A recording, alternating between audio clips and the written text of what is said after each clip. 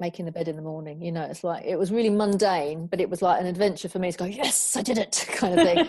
But the stories that are coming back are like, oh my goodness. Wow. One person went, you know, free fall parachute jump, and somebody else went, yeah, 20 free fall parachute jumps. And like, whoa, top that. And then somebody did, and somebody did. It's just unbelievable, the adventures that people are able to have nowadays. It's just phenomenal. So I love that bucket list. Go paddle down the Amazon.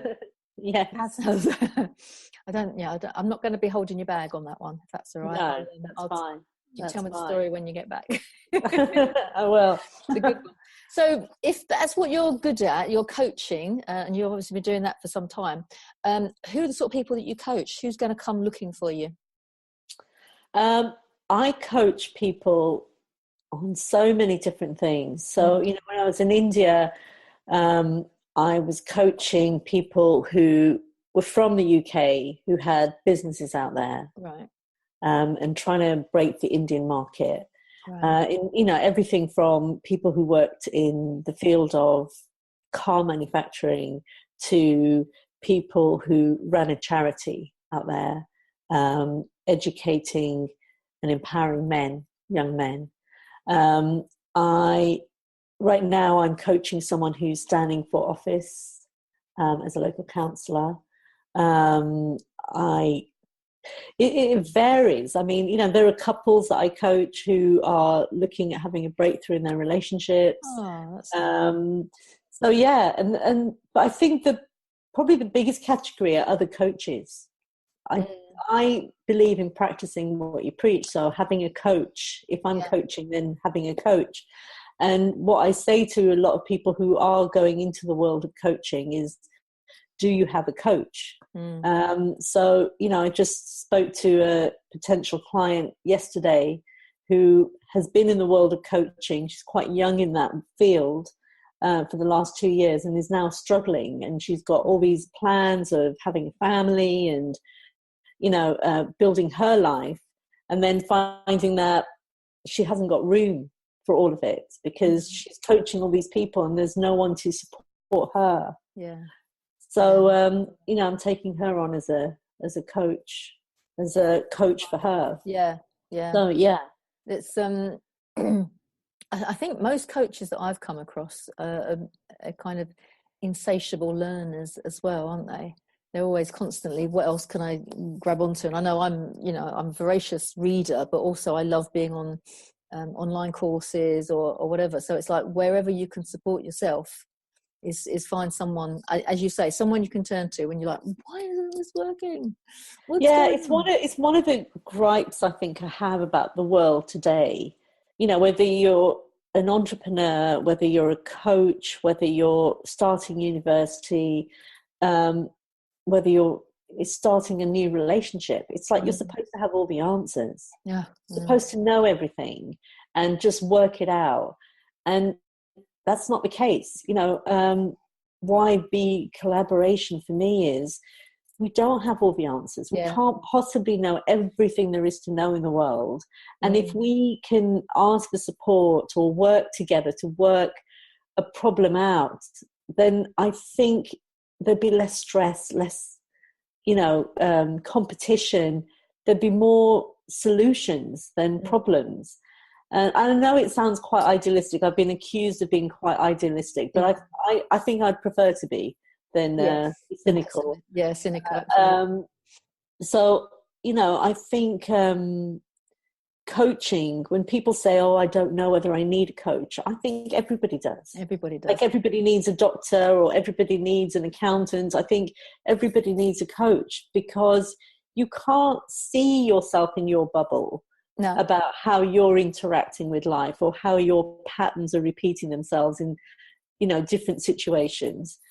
And like you say, I'm still discovering so much about myself through my coaches, about where I'm limiting myself or, repeating old patterns of behavior that don't work for me at 52, even though they may have worked for me in my 20s. Yeah. And it's just knowing that and being able to work with someone and trust someone to be able to show you that so that you can break through and have new skills and new abilities and new patterns that serve you.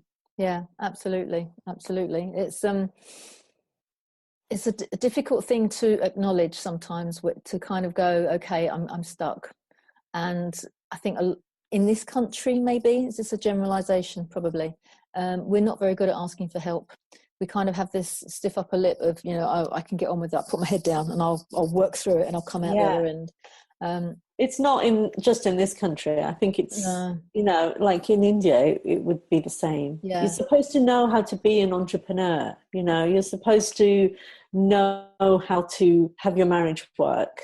And again, the communities that you had in the 30s, 40s, 50s, 60s are not there as much anymore. No. And so where you would get support, you don't anymore. Just going through menopause, it's like, well, where are all the women in my age that I should be asking? Yeah. It's like, you know what? You go online, there's Facebook. Exactly. It's like Google, but Yeah. it's not the same. Just talking to my friends about what they're going through makes more of a difference to me than reading it online. Yes, and what they found that's worked for them, and where to get it, and all those kind of things. You're right. It is that's kind of support network. And we get embarrassed about talking about things. Oh, I'm not supposed to let anyone know if my marriage isn't working, or if my business isn't working, or if my health isn't working. But I mean, it makes sense. This is the classic in business, isn't it? Because obviously, as a business coach, I have a lot of people that you go networking and you start chatting to people and they go, "How's business?" And everyone goes, "Fine, it's fine, it's fine." And I think, I know damn well it's not. Yes, because somebody over there told me that this has happened and that's happened and that's happened. So they're kind of just about keeping their head above water, but everyone puts this bravado face on. And actually, that's what I like about BeCollaboration, is that people can come in and go, "I'm having a bad day. This has gone wrong," and you're allowed to be authentic and just be vulnerable. Yeah, and I think that's the key word. It's like being authentic, like showing your warts and all, and then being able to do something about it. Because if we're not authentic, we can't do anything about it. We can't ask for help. We can't say, "I'm struggling with this," or "I don't know about that." And then we wonder why people don't succeed in what they're passionate about.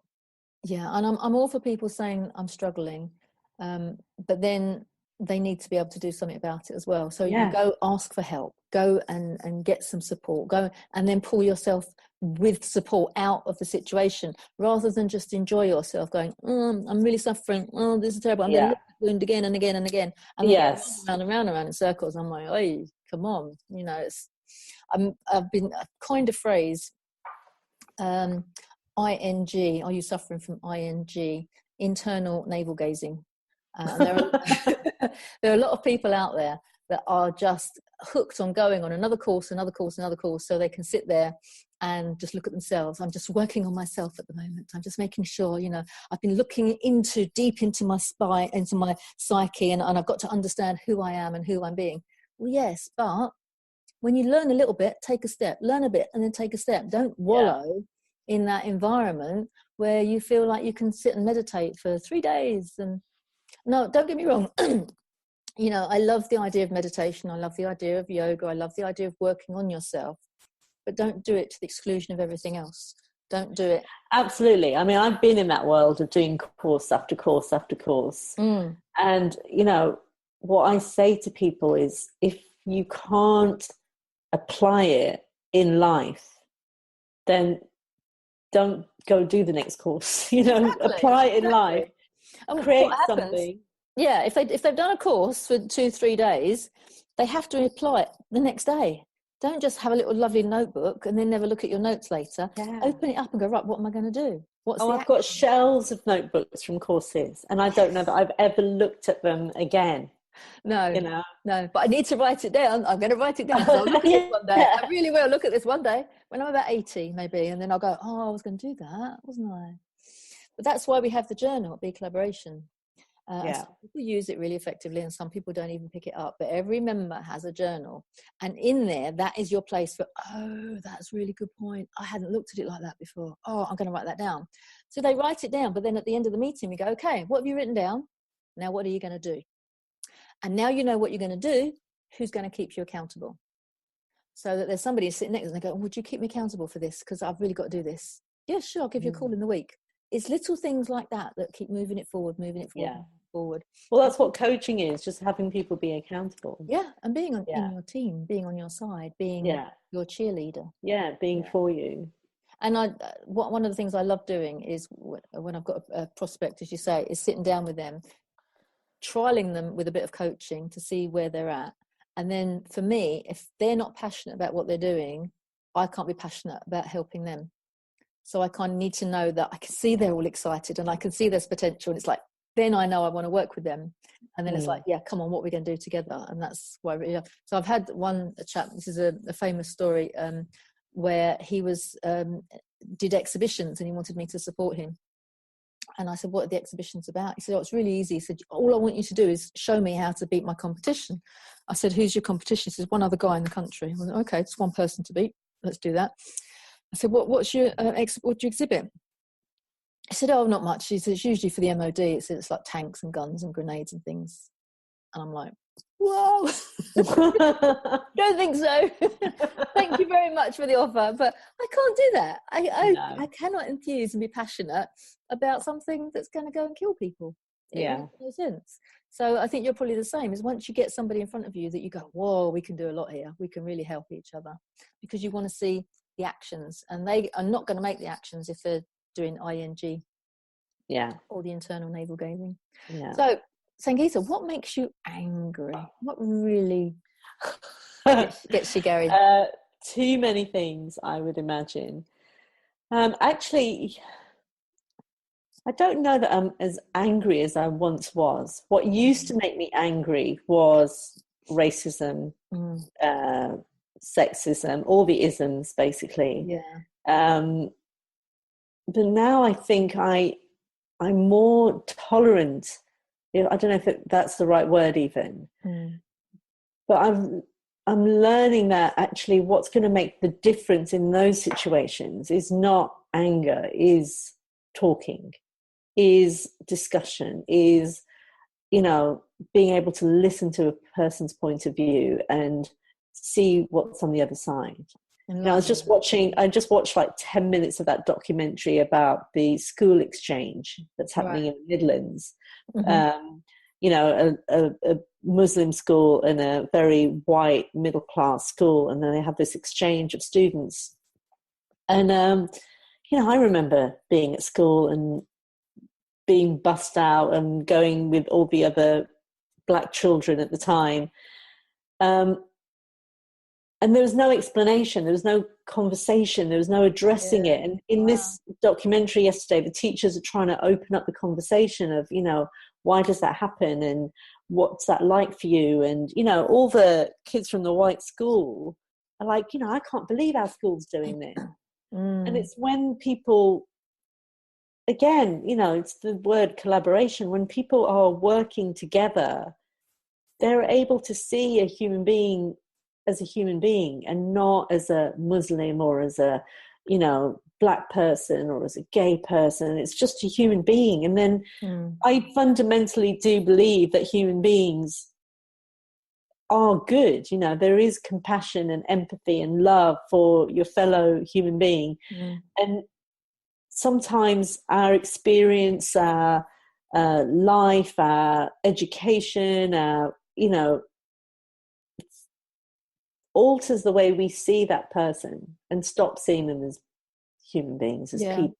And that's fundamentally it. Brexit is a big conversation that, living in Manchester, 23rd of June, 24th of June, there was a lot of that kind of experience in Manchester for me. And it was like going back in time. That was my experience of living in the UK in the 70s, certainly not as an adult. And then to think, oh my God, nothing's changed. How can nothing have changed? And it's not that nothing's changed. I I think the conversation has been suppressed. And I'm responsible for that as much as anyone.